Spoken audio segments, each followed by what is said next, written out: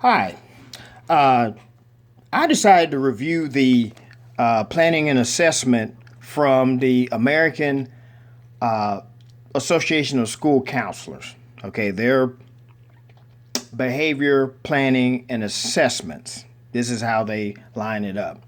Well, what I thought was interesting, number one, that such an organization existed. Number two, that this group encourages their school counselors to be proactive rather than just reactive. And I'll give you an example from their points. Behavior point assessment number two is about identifying gaps in achievement, attendance, discipline, opportunity, and resources. And under there's 3 points about collecting and analyzing data to that end to get the differences. Number two, review,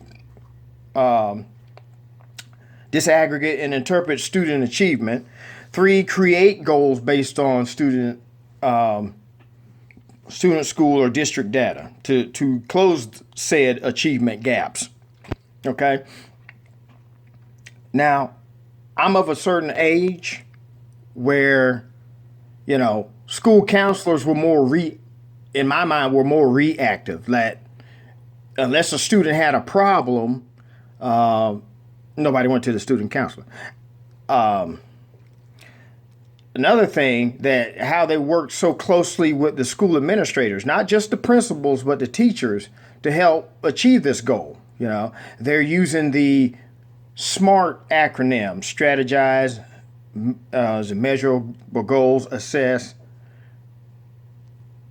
so forth and so on.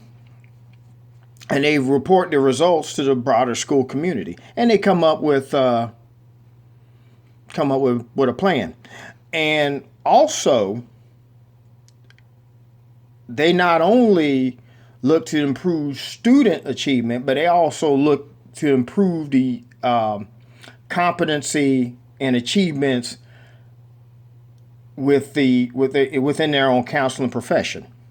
Let's see, behavior planning assessment number 6: use time to appropriately according to national recommendations and school data. Okay. They have like 6 points under here. Articulate the distinction between district and direct and indirect student services. Assess use of time in direct and indirect student services and program management and school support to determine how much time is spent in each school counseling program component. Okay. Articulating the best use of school counselor time to meet student needs as identified through student data and program goals. Organize and manage time to effectively implement school counseling program. All that I found very interesting. Now, I do have a concern. And it goes with behavior planning and assessment number 2.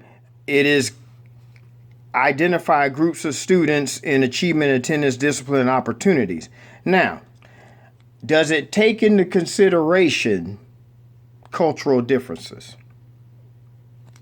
That's something that in any standardized test, is it a one size fit all, or are they taking into consideration that everybody doesn't learn the same way? There are different cultural factors that influence that.